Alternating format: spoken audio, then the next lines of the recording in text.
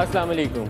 वज़ीर-ए-आज़म पाकिस्तान नवाज शरीफ साहब को ये इस इतवार को कुछ दिल का मसला हुआ। उनको फौरी तौर पर चेकअप के लिए ले जाया गया हॉस्पिटल में और उनके अपने जो ज़ाती मौलिक थे वो भी उनके साथ थे। इब्तदाई तौर पर कुछ ऐसा लगा कि कोई क्लॉट टाइप सिम्टम्स है, जिसके बाद उनको वो जो ब्लड थिनिंग की मेडिसिन देते हैं डॉक्टर, उसके ऊपर डाल दिया गया। फिर प्राइम मिनिस्टर के एक मौलिज हैं, वो लंदन में काफ़ी साल पहले उनका एक ऑपरेशन हुआ था। ऑपरेशन के दौरान काफ़ी कॉम्प्लिकेशन आ गई, जिससे फिर वो ओपन हार्ट सर्जरी टाइप ही ट्रीटमेंट उनका किया गया था। एग्जैक्ट तरीकाकार मालूम नहीं है, लेकिन एक उनको काफ़ी मुश्किलात पेश आई उस सर्जरी के बाद। अभी तक भी जो उनका हार्ट बीट का इशू है वो इरेगुलर पिछले चंद दिनों में दोबारा चल रहा था।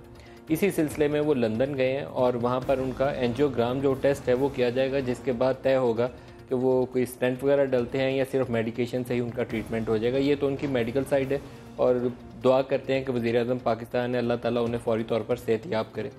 सियासी तरफ आ जाएं, सियासी मैदान की तरफ, तो उनके दो बेटों के साथ उनकी साहबजादी मरियम नवाज़ के ऊपर जो प्रॉपर्टी के बराह रास्त ओनरशिप का जो तफसीलात हैं, जो डॉक्यूमेंट्स हैं, वो मार्केट में पनामा लीक्स की वजह से आ चुकी हैं। मियाँ साहब के लिए दो बड़े चैलेंजेस हैं।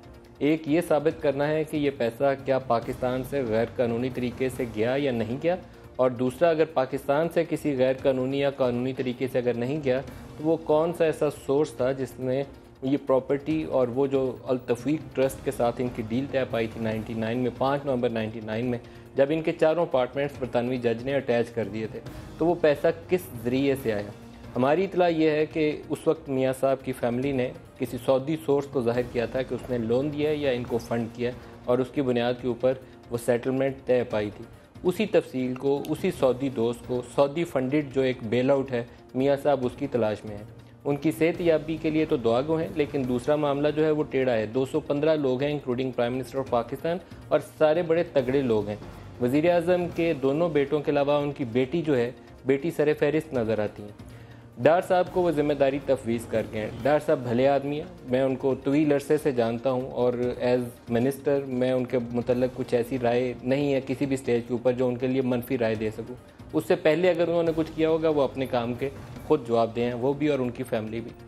लेकिन जब से उनका एज़ ट्रेड मिनिस्टर दौर शुरू होता है, फिर फाइनेंस मिनिस्टर में आते हैं, और बाकी मामलात में उनके डिसीजंस के ऊपर 100 दफ़ा हम इख्तलाफ कर सकते हैं कि फ़ॉरेन करेंसी अकाउंट क्यों फ्रीज किए गए। बाकी मामलात में क्या ये जो ग्रोथ के नंबर्स आ रहे हैं ये दुरुस्त हैं या नहीं, या पिछले 3 साल में 5000 का कर्जा लिया, क्या टैक्स रेवेन्यू में रिफॉर्म्स होनी चाहिए या नहीं। ये चीज़ें ऐसी हैं जिनके ऊपर शदीद इख्तलाफात उनसे रखे जा सकते हैं और उनसे आर्ग्यू करना चाहिए। लेकिन वज़ीर-ए-आज़म के शायद इस वक्त मोस्ट ट्रस्टेड एलाई जिसके ऊपर वो इन्हिसार करके जा सकते थे, वो इसहाक डार साहब ही हैं। तो पिछले 3 साल में भी तकरीबन वो डिप्टी वज़ीर-ए-आज़म के तौर पर काम करते हैं, 50-54 कमेटीज़ को हेड करते हैं। इकनॉमिक साइड के अलावा जब उनकी लड़ाई हो जाए MKM से, या उनकी लड़ाई हो जाए पाकिस्तान पीपल्स पार्टी से, या पाकिस्तान तहरीक इंसाफ का धरना हो, इन सब से मामला तय करने के लिए वो डार साहब को ज़िम्मेदारी देते हैं। तो प्रैक्टिकली वो डिप्टी वज़ीर-ए-आज़म है। फ़ौज से लड़ाई हो जाए तो उसकी ज़िम्मेदारी शहबाज शरीफ और चौधरी निसार वो निभाते हैं, उनसे मुज़ाकरात वो करते हैं। तो आज डार साहब ने आज एक वज़ीर-ए-आज़म हाउस में इजलास की सदारत की। उसमें वज़ीर आला पंजाब भी थे, ठीक है, उनकी ऑफिशियल कैपेसिटी है, बाकी वज़रा भी थे, लेकिन उसके साथ मरियम बीबी उसी इजलास में मौजूद थीं। ये अब उनकी किस कैपेसिटी में वहाँ मौजूद थी, क्योंकि पनामा पेपर्स में जिन 3 उनके बच्चों के ऊपर बराह रास्त एलिगेशन है कि वो प्रॉपर्टी ओन करते हैं और ऑफशोर कंपनीज़ के मालिक हैं, नीलसन और नेस्कॉल की 3 लोगों की मलकियत है, 2 का कंपनीज़ का, नीलसन का भी और नेस्कॉल का भी। पनामा पेपर्स के डॉक्यूमेंट्स, नॉट एलिगेशंस, डॉक्यूमेंट्स ये साबित करते हैं कि उसकी बेनिफिशियल ओनर जो हैं वो मरियम नवाज़ हैं।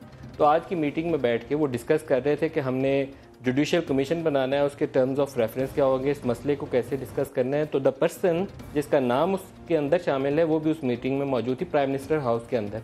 तो ये काफ़ी अनफेयर है, इंसाफ के तकाज़ों के ख़िलाफ़ है। अभी तक जिन लोगों से हुकूमत ने बात की जुडिशन को ज्वाइन करने के लिए, 2 नाम जो थे बड़े पसंदीदा थे, जस्टिस नासरुल मुल्क और जस्टिस जिलानी, तसद्दुक़ हुसैन जिलानी। दोनों ने इनकार कर दिया क्योंकि दोनों को ख़तरा ये था कि पोलिटिकल कंट्रोवर्सीज इतनी ज़्यादा ही उनके लिए मुश्किल पड़ जाएगी और उनकी साख को नुकसान पहुँच सकता है। अब उन सारों से घूम के चक्कर लगा के 5-6 जजेस के बाद इस वक्त कोशिश हो रही है कि जस्टिस सरमद जलाल उस्मानी उनको कायल करके, ये काम भी डार साहब को ही उनको कन्विंस करने का काम करना पड़ेगा, और TORs जो हैं वो ऐसे बनाने पड़ेंगे कि जिससे कोई मामला नून लीग की साख को नुकसान पहुँचाए बगैर हल की तरफ चले जाए।